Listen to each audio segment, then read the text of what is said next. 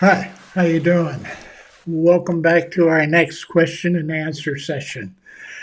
Boy, it's going by fast. I think we've done 5 of them now. This will be the sixth leadership pain point out of the top 10 leadership pain points we discovered.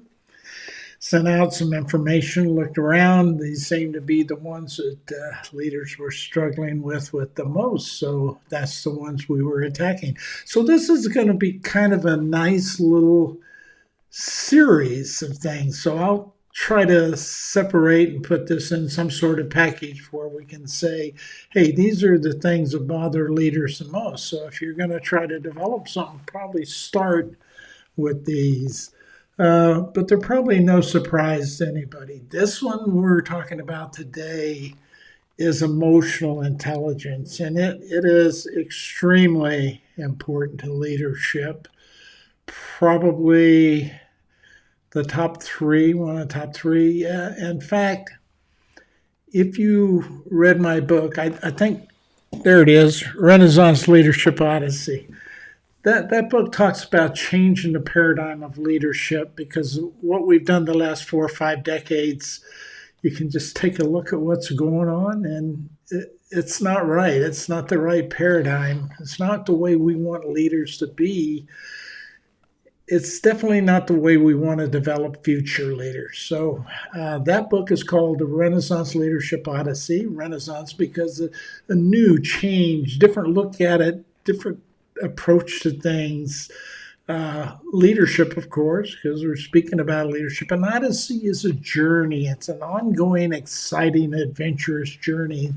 So to kind of emphasize, you never want to stop learning in your leadership role as long as you're in a leadership role.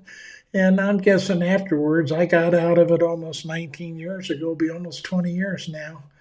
And I'm back in it about 15 years later after I retired. I kind of started back getting into it again. Excuse me. I have allergies, so Oklahoma, you're going to have allergies here. If you're going to have them anywhere, you're going to have them here. Uh, the I found it very uh, unsatisfying to retire. So I just started not so much consulting, which is where I left off, but I started researching, and I got a chance to do writing and looking into things. And the books you see behind me are some of the products. Here, let me get this down my throat.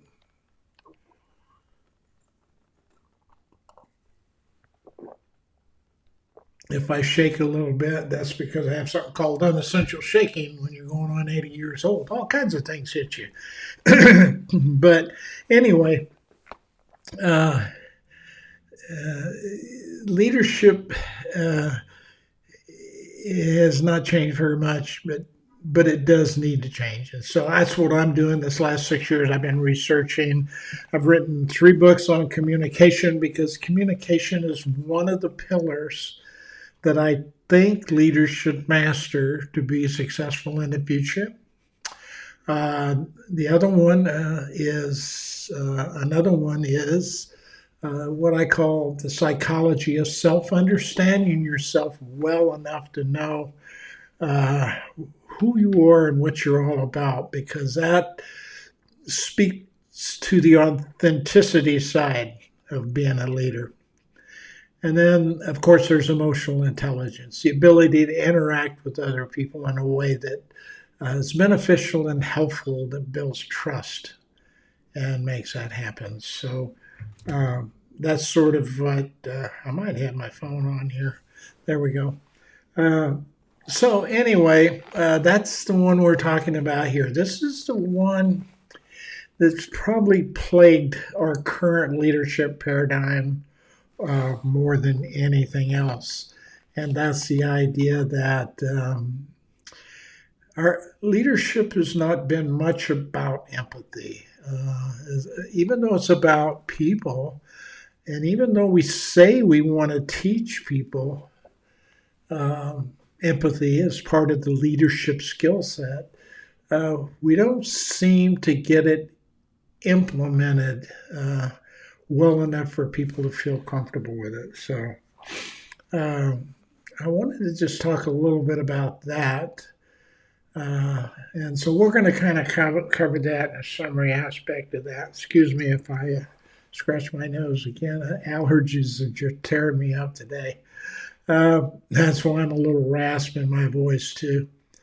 If you're on the air here with us, if you join us now, again, these are unlisted on YouTube, so it's live on YouTube, but it's unlisted on YouTube. So you have to have the link to get in there. The way to get the link to get in there is to get on the paid subscription program for Substack, my Substack program. I found that Substack's a real good way to present this educational program.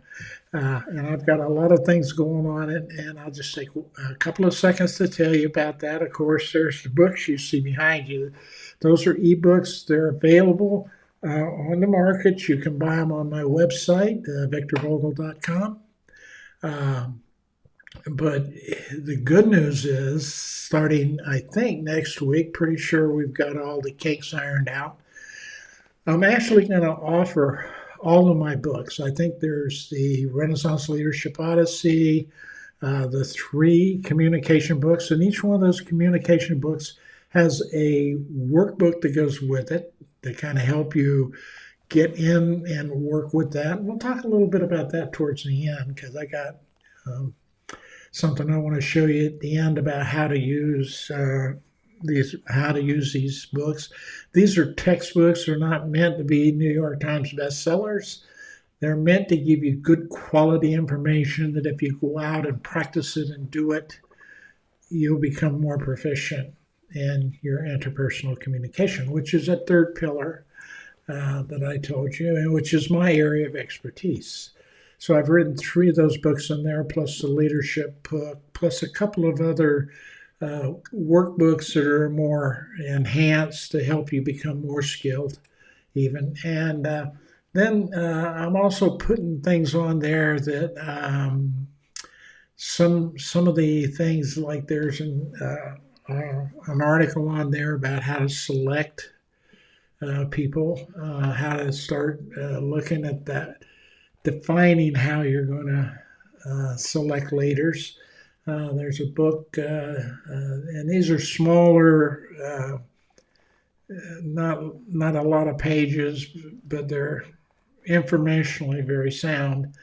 There's one on there about women and the biases that we've had against women for so many years in businesses, and why we don't have more women in the executive mode in that area. So, okay, so we play with that. So all of that's going to be, if you become a paid subscriber, I think it's $8 a month is what it is. You will be able to go in and read those books. You'll have access to all of those books. As long as you stay a paid subscriber, you'll have access. You can go in and look at them anywhere you want. The reason I made them an ebook is you can take them and you can carry them around on your iPad, your cell phone, your laptop, whatever it is. They're there with you. You can use them as references when you need them, and you should use them. Like, you should never go into a discussion that's important to you without planning that discussion out, using some of these tools that are in these books.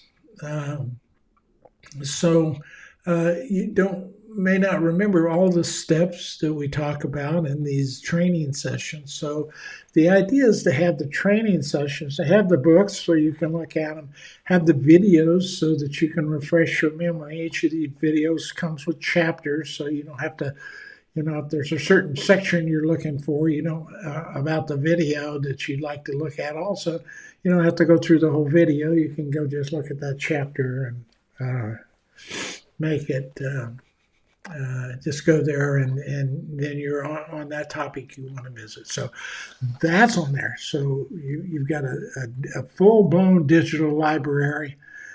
From my standpoint, there's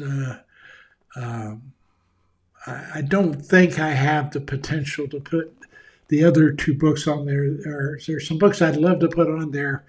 I don't think I can do it legally, but they will be in my library where I'm selling books. There'll be a link on as affiliates to those books. One's Positive Intelligence, Shirzad Jabin, which I use. Highly recommend people go through to get that sense of psychological self before you become a leader. And then there's segments on emotional intelligence that are around Daniel Goleman's program, who's sort of he's not the godfather of emotional intelligence, but he's the kind of one that made the term emotional intelligence popular. The Harvard psychologist turned newspaper article, investigative newspaper journalist in Chicago. And I think as he was writing about emotional intelligence, of course, he called it that, and that's kind of stuck with us. But it's all part of that realm. And of course, now we have neuroscience that's involved in that. So all of that makes this so much more exciting. And we should be using all of this information to change our paradigm and start becoming better at what leadership is all about, which is actually interacting with people. That's the primary role of leadership. Just talking with somebody today, and in the medical world, in the world of autism, the difficulty they're having with companies coming in and buying up what used to be small clinical practices, where you had psychologists or psychiatrists, and then you have groups of people who were therapists, who were board certified therapists, and people who worked under them who were working to become board certified therapists. And they were going through a series of activities and in different areas. In some cases, in this case I was looking at, was these people had autism clinics where they were working with autistic children and autistic people.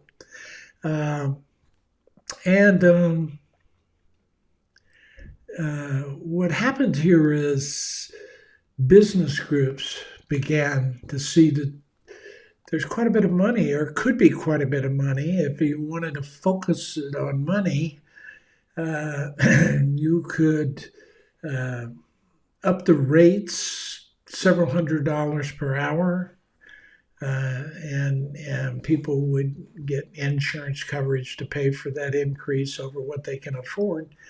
And so if you bought several of these clinics that were handling these people and turned them into one clinic and then ran it like a business, and therein lies the problem, because your purpose for doing having those clinics initially were more client-centered, more for helping people overcome autism, as opposed to trying to make money. So when you start putting that, you need to make money into it, which means you have to charge more billable hours, or you have to charge more per billable hour. And so you may not, be able to do things like your client being autistic may not be on the same time schedule you are. So you may spend, instead of a half hour or an hour with him, you spend 2 hours that day. And before, you weren't necessarily charging for 2 hours. You were just charging for that one session that just happened to turn into 2 hours. And so you were focused on helping the client. And now you can't do that. You got to bill when the hour's over, it's over. It's like the old psychologist show, sorry, your time's up. See you next hour.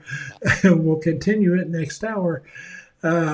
it's kind of like that. Well, those clinics didn't run like that for a long time. They're beginning to run like that, but now the clinicians and the people who do the work are becoming very dissatisfied with those ranks, and they're losing a lot of people, and there's a lot of turnover, and the whole standard is beginning to change. So I just did a research element on that where I dug into some literature around and put together a paper sort of outlining some of the issues that are going on with that in that realm in this way, because that was something that interested me. So those will be on anytime I do something that writing that has significance, I will put it in and you have access to that. And so you actually have a digital library and all this information available to you for $8 a month. But that you also have access to me for some time and discounted rates on any consulting we decide to do. And I have a 17-week course that I give you 50% off on that course, and that's like I think it's a $700 course. I may have trimmed it down to $500 because I kind of made it self-pacing now, so I'm not so much involved in it as I was. So I think it's $500. That goes down to $250 for somebody that's a subscriber, a paid subscriber in Substack. And I can do that on Substack, so it kind of allows you to do some of those things. So anyway, that's all kind of what I'm building my Substack around. Is not podcasting, it's not getting likes, it's not getting paid subscriptions so much. I don't necessarily want to go that route, but I want to keep it organized so that there's some incentive for people to want to belong to that club, and the memberships sort of have a uniqueness to it. And the uniqueness is we're going to be doing education. It's like Substack University. So I probably should call it that, but it's kind of like that. And so a lot of the stuff I'll be talking about, and frankly, we could take a session like this and turn it into a 2-hour evening session of education, just like that. I don't have to, I have everything I need to do it. Let's go do it. And so let's do a little bit of education now and talk about really what the title of this is interesting. It's called The Silent Pulse of Leadership. Something you don't feel or hear or talk about very much, but it's emotional intelligence and empathy is really your greatest strategic asset as a leader. So let's just pop over here for a minute and take a look and just kind of refresh our memories. Remember, I do a newsletter every week.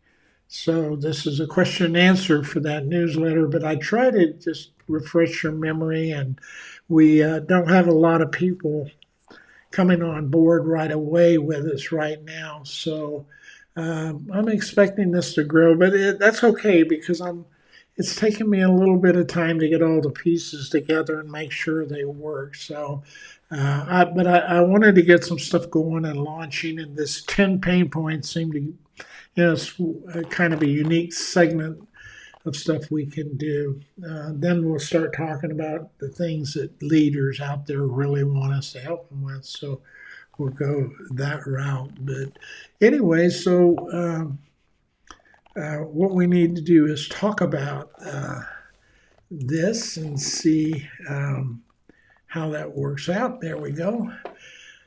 So why even worry about empathy? It says it's a hidden cost of silence. There's a hidden cost of silence if you're not a leader who is empathetic, is compassionate, if that's not part of who you are and how you lead, then you're missing out on a lot of things that could be very expensive to you, very costly to your business. It could be impacting your business. So I thought maybe we'd take a look at some of the things that if empathy isn't part of who you are as a leader, some of the things you're missing out on here. It's a core, or at its core, leadership is a human endeavor. I mean, it's about people working with other people. Now, we're trying to bring AI and machines and stuff into this, but I'm telling you, they're not going to work well together initially. And so, because they don't work well, what's going to happen is the machines are going to want to get rid of us people and just talk from machine to machine, because it's a lot more efficient. It's better.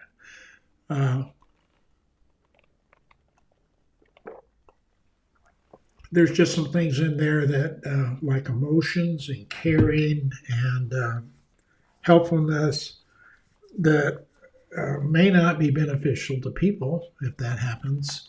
But I don't think, boy, this allergy stuff is really bad today. I don't think it's going to be one of those things that takes over people right away. So I think what is a better solution to look at it, and I've found this very useful myself, and that is to figure out how I can decide what AI can do for me. And that's beneficial to me, which in turn is beneficial to other leaders. So that's the sort of how I'm looking at this. So at its core, though, leadership is about leaders working with other people to get things done. And so compassionate leadership requires kind of being active and demonstrating respect and empathy. Now, empathy, we're going to talk a little about that as we go along, so we'll just kind of move down the list here quickly. Empathy allows a leader to connect deeply with their team. This is what allows the team to synchronize with each other and develop sort of a synergy to come online and agree on things that are going to be their best approach to take, or at least perceived best approach. May not be when you get out there, but at least everybody thinks it's going to be that. And prior to that, you had a lot of arguing and debating about whether it would be or not. So if there's an absence of this, if it's not just an absence, it's not just a void, it's really a significant liability, because now you have all of that time and all of that energy put into something that people aren't synchronized, are not moving forward with, is not benefiting everybody and the organization as a whole. So the lack of empathy impacts employee satisfaction also, because they're not enjoying their work as much. They're not having as much fun. They don't feel as valued as they should. It's the real underpinning for the idea that for the 40 years I've been in, 50 years now I've been in this business, employee satisfaction has not been great for leaders. Now, that doesn't mean everybody. There are some companies that have really good. Their employees are highly satisfied, but on the average, thousands and thousands of companies and people, the average is around 25 to 30%. Well, about 30% on an average across 4 decades I looked at on Gallup, for example. About 30% of the people were highly satisfied with their employees and highly engaged in their work for the company, and that's consequently meant they really liked that company. They enjoyed working for it. But that's 30%. That's 70% means they're not as highly. And that 70% 70% may range from I don't know, 0 to 30% in there somewhere as being satisfied, or they may be a little more satisfied than 30%. So the idea is we're not really happy with leadership in general. At least people aren't. The people who are getting that work done, they're doing the work for you, getting your product out there, or your service out there, whatever it is. Okay. So employees, if they lack that, they also are not really highly engaged in doing the work. They'll just do what they need to do to get by. The leader, it's a barrier to the leader because now they're using a different approach to get you to do your job, one that's more coercive, more threatening, less cooperative and caring, more authoritarian, and that's usually not conducive to building trust. So then you have the organizational culture. The lack of empathy creates a culture where people are operating out of fear. When you have fear, there's things that people need out of an organization. Let's see if I can move that up a little so you can see it a little better. There you go.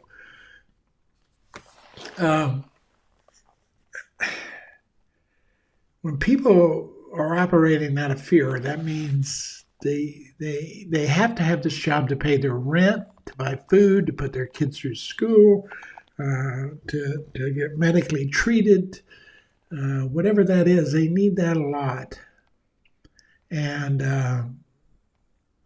when you're using fear, you hold that over their head. So they're always operating on an element of uncertainty, and you can't really jump in and try new things for fear that you may screw it up and then you won't be liked, and then you lose salary, you lose your job, or whatever there is to it.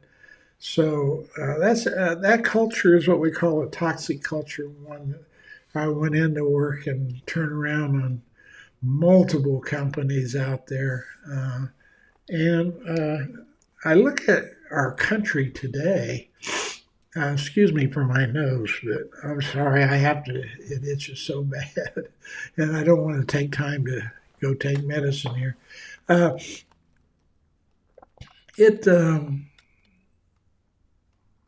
look at our country today, and that's what I see. I see a toxic culture.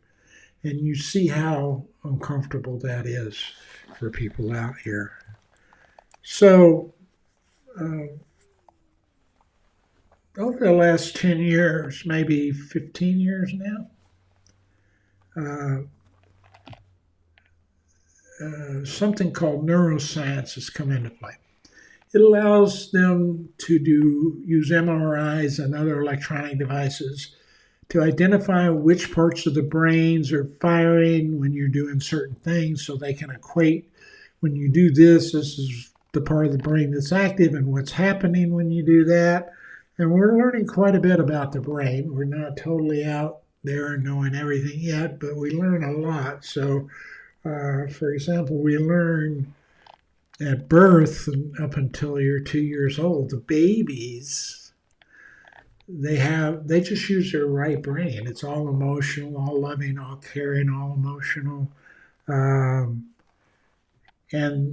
the mother is nurturing because of that.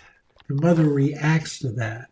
So it's pretty fascinating to hear the scientists talk about all this. I'm not a neuroscientist, but I have been studying it now for 5 years, and I've read a lot about it. I've watched a lot of videos about it. I've read a lot of literature, experiments, and things like that. So I just don't have my hands in it, dabbling in it. One, I don't think I could afford to go back to school and do that. But neuroscience is here. So most profound interactions occur we're finding through the right brain to right brain talking, and that's what's going on between the mother and the baby the first 2 years, or the mother and the caregiver. It could be the father if the father's the caregiver, whoever the caregiver is to that baby. It's right brain to right brain communication for years. And it's because of the way the brain operates, and you'd have to dig a little deeper about this, but that's why we can synchronize. We can have what we call synergy, where we all kind of come together and feel the same pull towards something. It all makes sense to all of us. Even though we look at it differently, we're able to kind of align ourselves or synchronize ourselves emotionally and be able to cope with things that way. We have that capacity. I find it fascinating that we have the capacity to read each other's behaviors and their language. And for example, if someone's really upset and angry, if we're paying close attention, we're synchronizing, we're becoming attuned to that person, we are getting angry too. Our blood pressure goes up just like their blood pressure. So the bodies begin to react together the same way. There is a difference, though. I am trying to work with you to help you solve that problem. So although you may not be doing this, within my brain, simultaneously, I have the ability to regulate myself and then consequently help regulate you in doing that. Fascinating stuff. Fascinating stuff. So as a leader, you can do these things. You, one, have to learn what you're talking about. You have to understand it. Then you have to understand what you need to do to practice it and get proficient at it. And then you need to do it, and you need to recognize when to do it and how to do it and those kinds of things. So that leadership development, in my opinion, should be aiming in that direction. Not what we're doing today, which we tell you need to be empathetic. We run you through a couple of exercises, and you play with it and share. You go back to your work, and you bump into barrier right off the bat. Something's not clicking that lets you get through. And because you don't know enough about it, you haven't practiced long enough about it, because that course was a one-day course in San Diego, or even if it was a 3-day course in San Diego, you need a lot more than 3 days for this to sink into your mind and to become habitual for you. It's months, it could be years. And of course, you're not going to stay in that really cool hotel in Orlando or San Diego or wherever New York, wherever you are, taking this course, and for years, until you get done playing with it. And besides, you wouldn't be contributing anything for your salary. You'd have a good time, I'm sure. So the neuroscience of this is about truly understanding that, truly understanding what that is, what attunement really is, what it feels like. I think Dr. Alan Shores is a neuroscientist and also a psychologist, I think, or a psychiatrist, one of the two.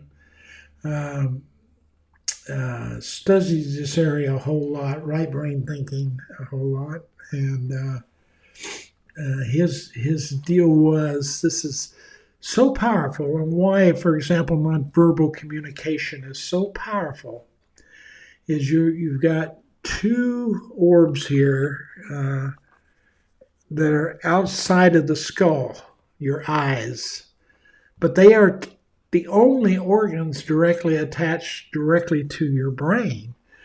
And so what's happening there, they are interfaced with your limbic systems, your nervous systems.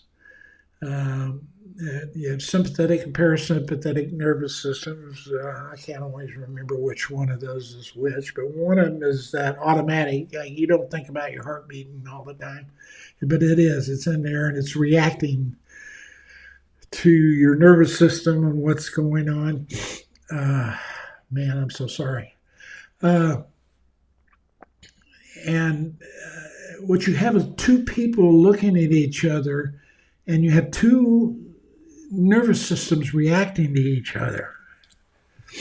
And your brain allows you to sense that, to know what's going on. And as you learn about what's going on, you become even more sensitive to what you're feeling and sensing and why you're feeling and sensing that.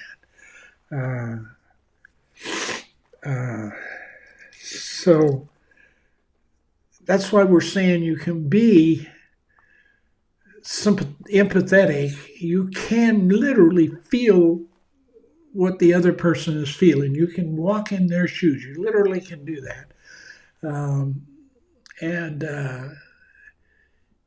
It is fascinating to understand why. And then you'd want to know, now that I know that, how do I want to use that and control that? You should want to know that as a leader.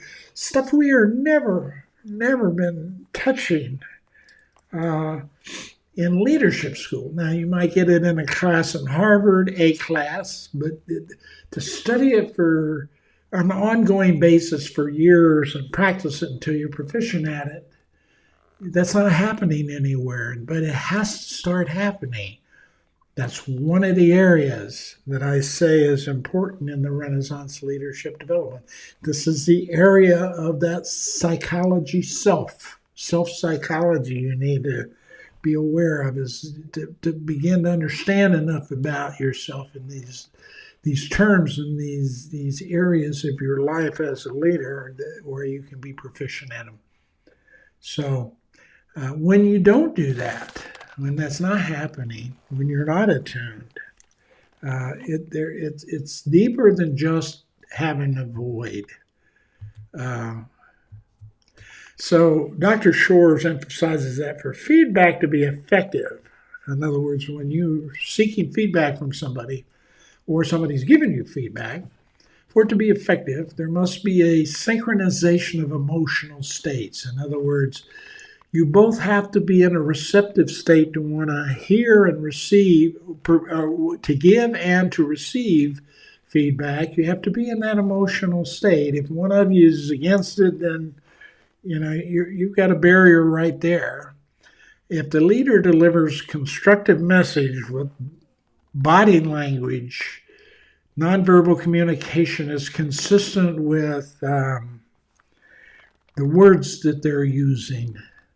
When all of that is consistent, you have what we call congruent communication, or the words you're saying, your body language also emphasizes that. If you're saying to somebody, I really love you, I care about you, you're just the best thing that ever happened to my life, if you say that in the right tone and voice, if you lean into them, if you happen to be hugging them tightly when you say that,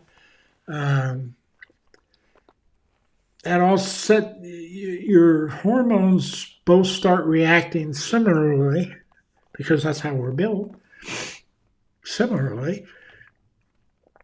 And you get the sense that they mean it. Or they could be saying, I do love you. You are the light of my life. I don't know what I'd do without you. Let me get this phone call right here. What's that? You just want to reach over, boom, pump him right on the jaw. That's not what we would call synchronized. So, and one of the things that I've been studying and looking at lately about that is social media. I think it's doing more harm than good in our lives. And one of the harms it provided, it doesn't allow for synchronization because you're getting a message 3 weeks after somebody wrote it. You may read it, but you don't know what their state of mind was when they were in it. You don't even know what they look like as a person. Sometimes you don't even know if it's a male or female. You couldn't even discern gender. And that's a far cry from what Dr. Short is talking about here, and it becomes a very disruptive thing.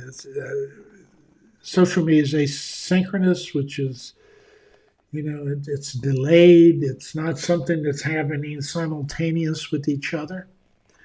It eliminates virtually all the nonverbal cues, unless you're doing something like we're doing here, where the video is showing. But this is still asynchronous. You're not going to see this. I mean, you may never see this. If you do see it, how are you going to relate and synchronize with the emotions outside of you? Feel sorry because I'm itching my nose so much. Maybe you could understand that really, allergies are really bad when you do that.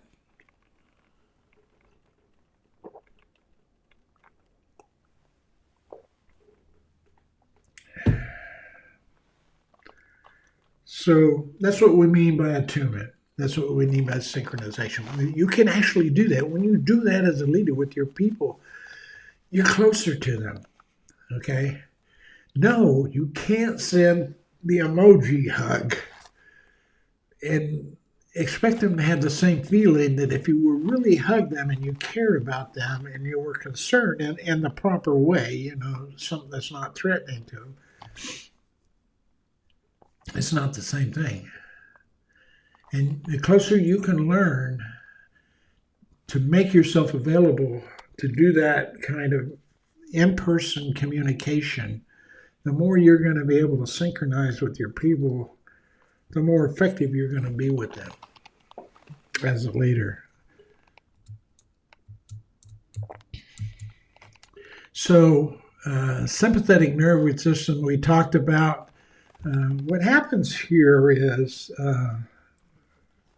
as you get older, your left brain kicks in. That's your logic, your sense of protection side of your brain. And it's very important to have. I mean, it's to have, but it also creates a situation where it puts you in a fight or flight mode. That's where you decide whether you want to stand and fight or whether you want to run like hell. It does a lot of other things too, but the idea is when you're in that side of your brain, you're not as relaxed. You're not as likely to synchronize with somebody on that side of the brain. The left brain does not synchronize with the right brain very well. It does the things it's supposed to do, and the right brain does the things it's supposed to do. So that's why we try to have people stay more on that right brain path, and there's some exercises and things you can do. That's what positive intelligence does. It helps you work towards that. So does emotional intelligence. Things that put you in, stop your thinking in a certain way. Like if you find yourself frustrated, and I was doing something today, and I found myself being frustrated, and I just stop, and I sit back, and I click my watch because I have a little thing that says take 30 seconds and breathe, and I just close my eyes and I breathe. And when I came back, that situation wasn't as difficult to deal with. What I did is I stopped. My left brain was getting me all excited and negative and everything, and I just stopped it. I purposely stopped it. I knew to stop it. I knew when I feel that way, I need to stop myself. And when I can, I calm down. I start thinking about things.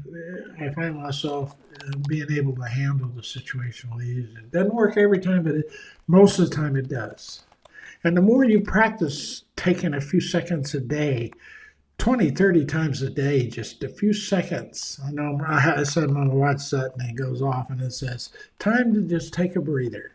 And I just sit there and I stop whatever I'm doing for about 15 seconds and close my eyes and just calm my whole body down.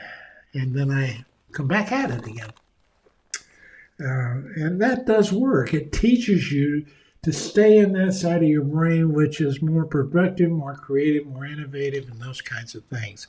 So these are things that you got to learn how to do to be able to apply empathy and compassion and synchronization and attunement into other people. It's not something you just read about and it automatically happens in your brain. You have to train yourself to feel it and it to be consistent in what you do. So there's, from design, you have this emotional intelligence concept to how do you deliver that? So there's clarity is the foundation for trust. So leaders have to prioritize clear and concise communication.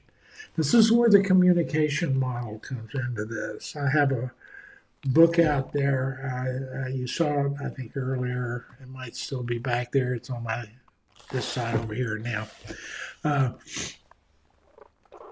It's called Navigating the Conversation, and it's about where your understanding of emotional intelligence intersects. There's a part where they intersect and they meld together, and it's almost indistinguishable. They're almost indistinguishable. They work so well together.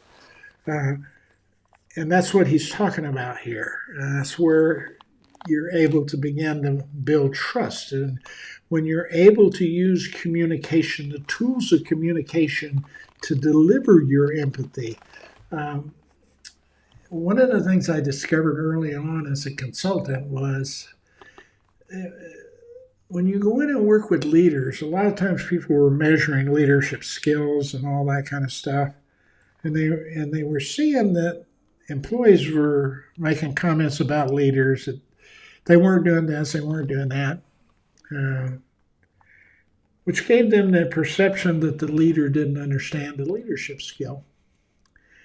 The reality was they did understand the leadership skill. They did not understand how to apply it, how to communicate it effectively, because you communicate differently if you're trying to deal with a conflict than if you're trying to deal with somebody from a motivational perspective.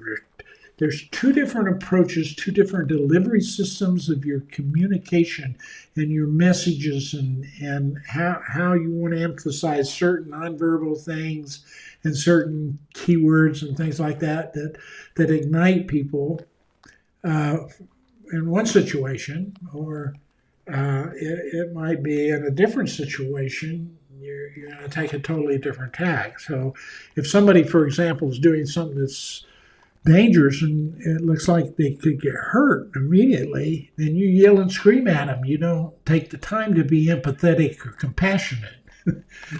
Empathy is not when a child's about to touch a burning hot stove. That's not the time to be empathetic. You yell at them and you scream at them, scares the hell out of them. So you take them out. This is one of those situations where you take them out of the right brain, you put them in the left brain real quick, and they go, "What are you doing?" And you hold them, you stop and you say, "Good. Oh gosh, see, this is nice." And then you show them that the stove was hot and it was about to get them burned. And you say, and then you start explaining why you were so abrupt, because they're probably crying right now. They were fearful of you.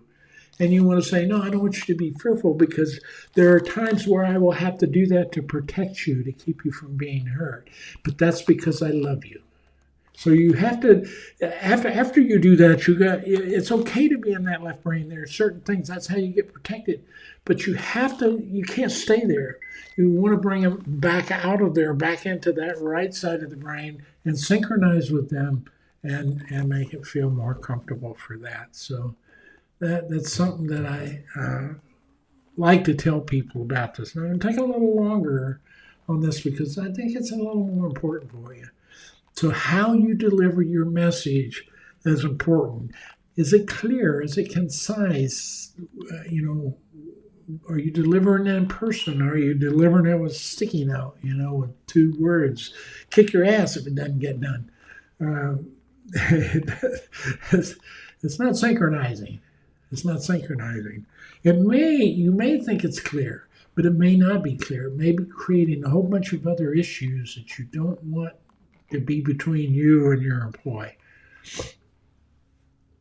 So you want your message delivery to be clear and concise. You want it to be congruent with your nonverbal behavior, so people believe that you're authentic and it's the correct thing you want them to hear. Okay, and so the message congruity is harmonious. It's aligned between the verbal and nonverbal signals. The leader says, "I'm open I'm open to your feedback." And their arms aren't crossed. They're really kind of looking forward and leaning into you, going, "I'm really interested in what you got to say now. Would you kind of go over that just one more time? And I may interrupt you and ask some questions, okay? Because I want to understand what you're saying here, because I think it's important." Now that makes you feel important, as opposed to me just saying back, "Sure, okay, yeah, all right. Oh, yeah, sure." You see the difference? There's a difference between something like this and this. So, or rubbing your nose. Now, that's a physical thing. You just can't get out of it. It's crazy. It drives you nuts if you don't. So, our brains are wired to trust nonverbal communication a lot more than we are the words. And you need to be aware of that when you're communicating. Because if you're incongruent, you're not communicating. Biggest problem I have about convincing people they need to spend some time with me learning about communication is they think they know how. They've been doing it since they were 2 years old, right? I've been communicating with Mom since I was 2 years old. I'm 44. I don't need communication. No, you may not have been communicating. You may have been talking. You may have been hearing. You may not be communicating. It's that boss that after he tells me that, goes back and he comes to me and while I'm working with him, he goes, "I gave him instructions. Why the hell couldn't they do it?" Did you communicate with him like we talked about? Well, yeah, I left him a note and I was very clear about what I said and I held it up and I said, "Everybody see this note? Put it down." When you go look at the note, there were 3 instructions: do this, not how, not why, not anything else. Just do this. And of course, somebody didn't get the message the same way he meant it because the delivery system was off in that whole process. And when you're delivering to another person in this model here, there's clarity, there's delivery. Part of the delivery is understanding the other person. I have an axiom I tell people all the time about communication. When you're trying to get a message across to somebody, the meaning of the message that you're trying to tell somebody always resides in the mind of that person that you're sending it to. Or the meaning of the message is always in the mind of the receiver. When I tell people that, they just look at me and like, "So what's that mean?" So think about it and then tell me what you think it means. It means that if I tell you something and I'm telling you in a way that you don't really understand, it's almost like you speak one language, I speak another. You just shut it off. And you don't hear it the way I want you to understand it. And then I get frustrated when you don't do what I ask you to do. I need to know enough about you to couch it in terms that make you want to perk your ears up, pay attention, and if you don't understand it, to ask questions, that kind of thing.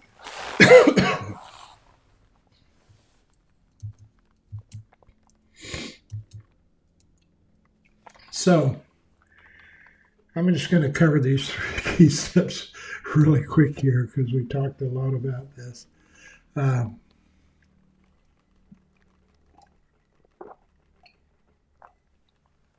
There's really 3 ways to improve your empathy. You think about them as being like a bridge that helps you connect effectively. You want to practice active listening. Active listening has a lot to do with attunement, has a lot to do with that sense of connecting, synchronizing, feeling, regulating your behavior, then regulating their behavior, so that, and being very clear, knowing when to ask the open-ended questions to get more information, knowing when to ask closed questions to kind of guide the conversation to its right direction. But you're connected. You understand. Can't do that very well with text message. You can't do it very well with emails. You can't do it very well with telephones, for that matter. I guess you can with text messaging across the telephone. So audit your nonverbal cues. Check where you are. If you've had a bad day and you got to go into a difficult discussion to help somebody, this is not the time to do it. Reschedule it. So check your own emotions first. Make sure you're in the right area. Then check the other person's emotions too. It may not be right for them at that point in time. It's one of those things, somebody has told something and it upsets them, and you get into the dialogue and it turns into an argument. Could you have waited and asked, thought about what's the right time to do this? Just to bring them in the first thing in the morning before they start their shift and chew their ass out is not going to be helpful all through that day. That person's going to be miserable. How you deliver it. What's your purpose? Is it just to say, hey, if you don't clean it up, I'm going to fire you and put somebody else in here? If that's really your attitude about what you want with your employees, why do you even want employees to start with? In that case, go get machines, because they will respond to that real well. So you want to seek and make your congruent nonverbal cues align with your verbal message and make those clear. And then you want to seek reciprocal feedback. You want to give some feedback. You want to make sure your feedback is cool, collected, and calm. And then you want to hear and listen to that feedback. This is where you're attuned. Attunement is being locked in step with this person, feeling the same emotions, feeling the same thing, but at the same time, your mind knows that you're trying to regulate it to a specific direction, and you're able to do that, but having that ability to do that while you're aligned with them is what makes that difference between a great leader and a leader who can't do that. They don't know how. They've never been taught it. And that's just about every leader out there, I think. So, emotional intelligence and empathy are not just skills. They're hard foundations for business excellence. If you really want to be good at whatever you're doing where you're using other people to help you get it done, then you need to take some of these principles about empathy and compassion to heart. It needs to be one of those things that you master. One of them is that sense of psychological self. The other one is the ability to relate with others, this emotional intelligence, empathy, compassion, and synchronization and attunement. The other one is the communication models that allow you to use the right delivery system, the right process for the right area at the right time to do the right thing, so to speak. So all of that is where we're going there from that standpoint. So I'm betting pretty much like usual. We don't have a lot of questions out there. I don't see anybody who's written anything in the chats, and since my nose is killing me, I'm not going to spend a lot of time going over other stuff. I think I did have one thing I wanted to show you. I wanted to show you the focus of impact. Now, so when I tell you about my books, these books behind me here, I have a process as I tell people to read these books, and so tonight I got an addendum to that. First, take the book and literally don't listen to it. Don't put one of those auto voices to it. Read it through.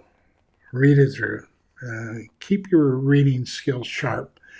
Read it all the way through one time. Don't stop if you see a link that says, hey, look, you get to take a free positive intelligence test. Yes, you're going to take that down the road. Yes, there's time and a place for that, but that's not it. Just blow on by that. Blow on by any videos that might be embedded, all that. Just read the book all the way through, just front to back. They're not very long. They're 60, 80 pages or something like that. They're not a lot. They're not hard to read. I don't want you trying to think through something, stop and say, what's he mean by that? Just, take it for what it says and keep on reading. Put it away for a couple of weeks, maybe 3 weeks, I don't know. Come back and read it again, only this time take it a chapter at a time. Pick one of the and since you're going to take a chapter at a time, I recommend you take them in sequence because they build on each other in these books. They're textbooks, so they build on each other. Take the first chapter after the introduction and take a look at that and say, what am I trying to get out of this? Now, how do I figure out, how do I use this? And then you take your little workbook. There's a workbook that comes with it. Make sure you get the workbook too. Now, workbook is simple, but it's powerful. Okay.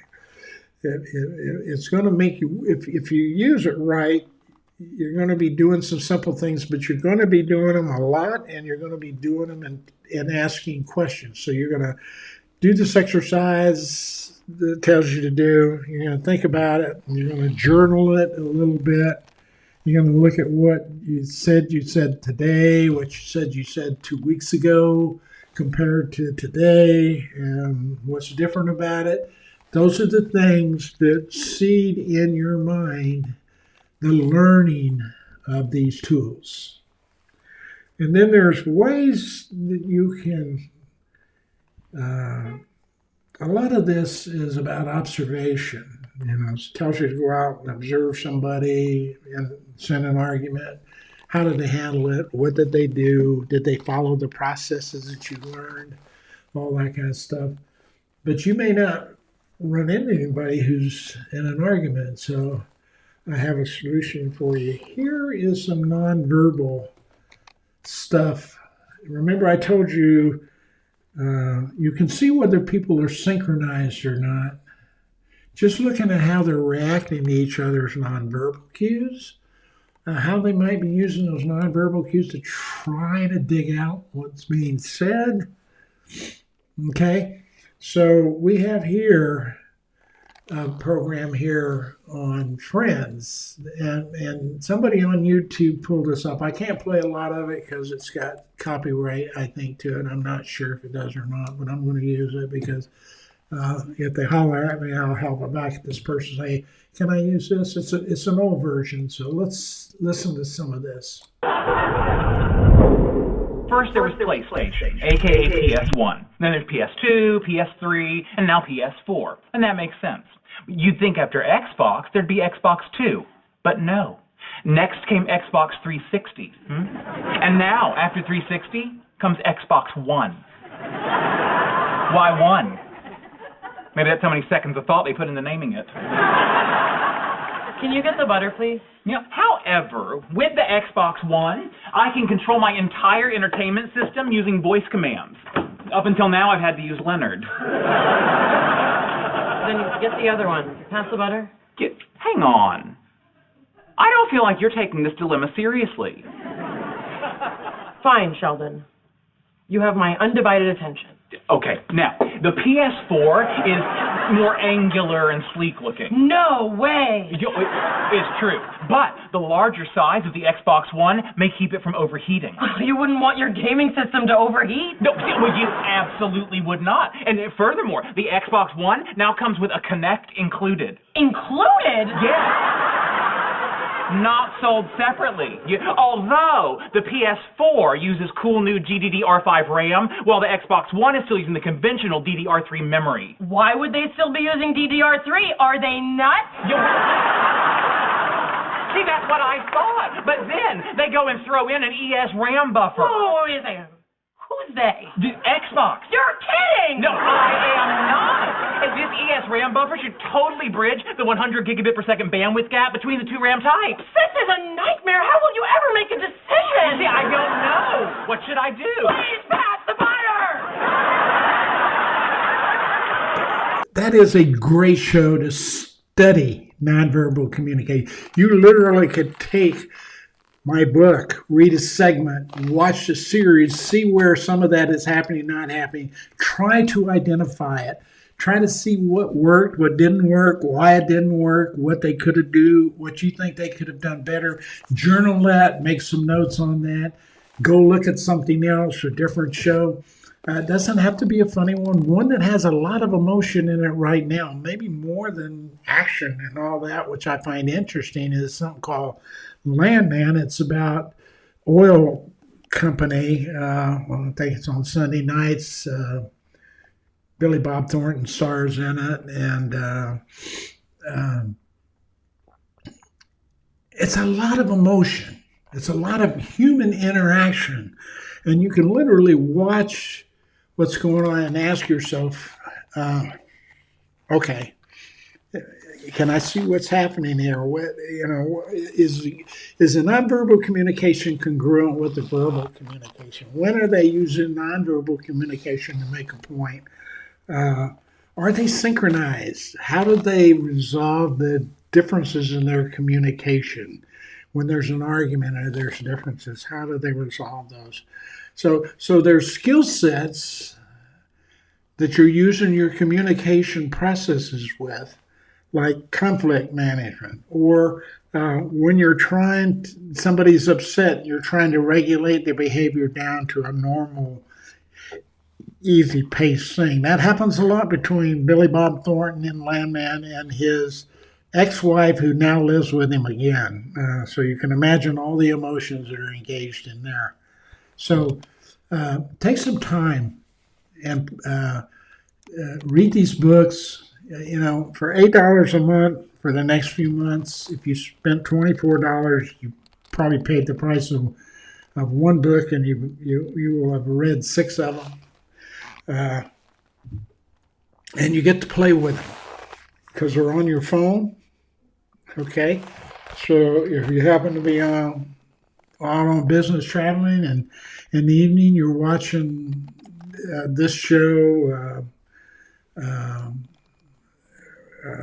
Friends, whatever it is that you're watching, you can take your notes and study it, work on it, see what's happening. You can watch your other associates during your meetings, okay? And they don't know what you're knowing, because if they're not taking this course, or if they're not with us like we are here now, learning and growing together, they're not going to know.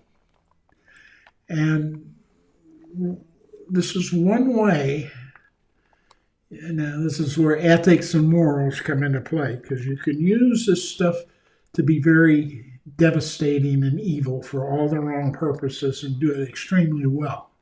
We saw that with a guy by the name of Donald Trump. And a bunch of other people, Putin and a bunch of other people.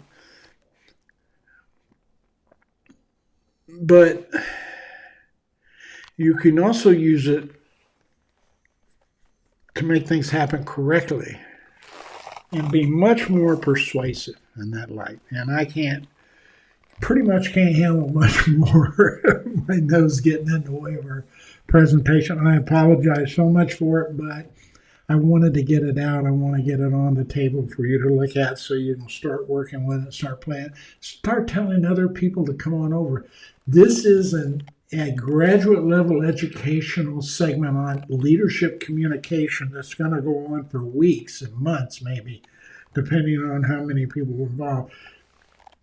And we're going to be doing this. And there's so many more things we can do with it when people start saying, hey, well, can we do this? Can we do that?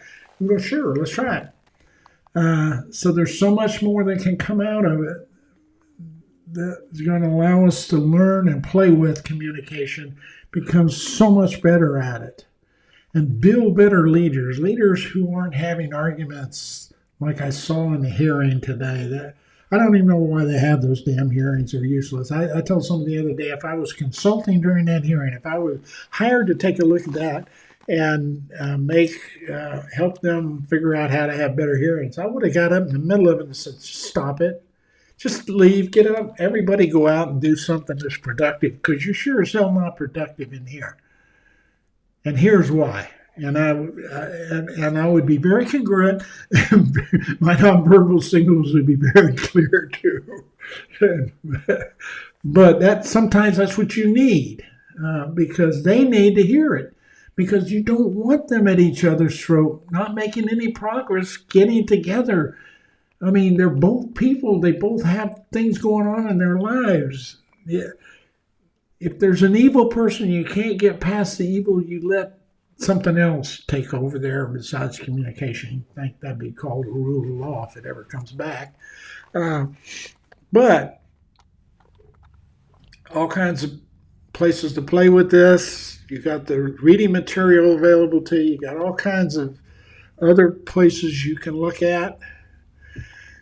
It's fascinating. It's a world that you can get into and study, and it'll make all the difference in the world. And it's not just about you and your subordinates. It can be you and your family. It could be you and your wife. It could be you and your friends. It could be your children. Your children, think about kids. If kids started in high school taking this stuff and took 4 years of hardcore communication development, think of the advantage they would have leaving high school and going into college, and then got more of it in college, the advantage they would have coming out into the business world over everybody who hasn't touched this stuff. It is the breakfast of champions. It is the superpower of leaders. There's no question about it. All right, so you have a very nice day. And I'll try, hopefully, to take some medicine before I do next week's. And don't forget, we have a newsletter coming out. And you can go back and read these newsletters, too, in this paid program. So all of that stuff's available to you. It's not available. I think it might be available one time, or the latest two newsletters might be out, and then they go away and you don't have access to them. So they're not a reference source to you. But if you have a paid program, all that's available to you, and it's coming in droves and droves of education about how to be a great Renaissance leader in the future. So until next Thursday, hope you feel better than I do and don't let the allergies get to you.